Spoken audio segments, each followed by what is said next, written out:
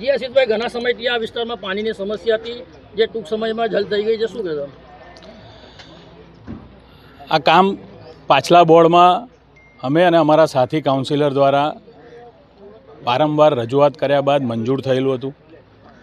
ખૂબ વર્ષો જૂની મહેમણ કોલોનીમાં લગભગ 30-35 વર્ષથી પાણીની સમસ્યા અને જેમ જેમ વસ્તીનો વધારો, પરિવારો મોટા થયા એમ પાણીની માંગ પણ વધતી જવાના કારણે આ વિસ્તારના નાગરિકોને, ખાસ કરીને મહેમણ કોલોની, ધનાની પાર્કને, આ બધા જ લોકોને વર્ષોથી ઓછું પાણી અને ગંદુ પાણી, આ બંને સમસ્યાનો સામનો કરવો પડતો હતો. ત્યારે વેરો ભરતી, ટેક્સ ભરતી આ મહેમણ કોલોનીની પ્રજાને ન્યાય અપાવવા માટે અમે પાછલા વર્ષે આ કામ માટે સૂચન કર્યું હતું અને રાજ્ય સરકારે આ કામને મંજૂરી આપી.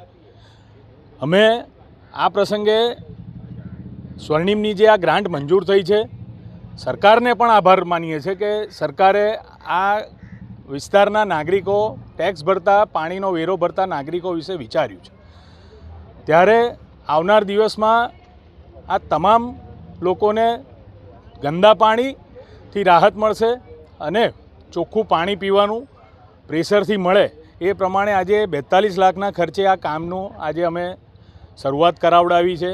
આવનાર દિવસમાં હજુ વધુ અપેક્ષા સાથે અમે આ મહેમણ કોલોનીમાં જે એક ઓપન વરસાદી કાંસ છે એના માટે પણ પ્રયત્ન કરીશું અને જે પણ 3-4 કરોડની લાગત છે એથી આ કામ મંજૂર થાય અને જે ગંદકીની વાસ મારે છે, આ વિસ્તારના નાગરિકોને રાત પડે, તકલીફ પડે છે, એ બધી જ દૂર થાય. આરસીસી જે વરસાદી કાંસ છે એને ઢાંકવાનું પણ કામ કરવાનું છે. એટલે આવનાર દિવસમાં પ્રગતિ, વિકાસ જે પણ કંઈ રહી ગયો છે મહેમણ કોલોનીને આસપાસનો, એ અમે બધાને સાથે રાખીને આ નાગરિકોની સુવિધા માટે કામ કરતા રહીશું.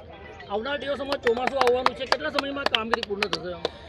ચોમાસાને ધ્યાનમાં રાખીને જે આ તાત્કાલિક ધોરણે પાછલા બોર્ડનું રહી ગયેલું કામ અમે શરૂ કરાવડાવ્યું છે. ત્યારે 15 દિવસની અંદર આ કામગીરી પૂર્ણ થશે એવું અમને ખાતરી છે, વિશ્વાસ પણ છે.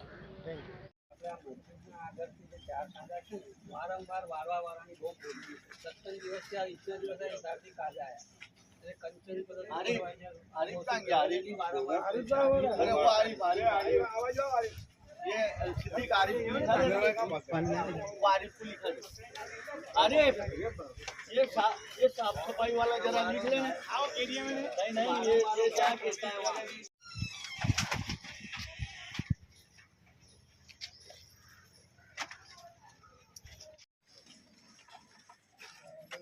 पानी का काम है, तुम्हारा काम है।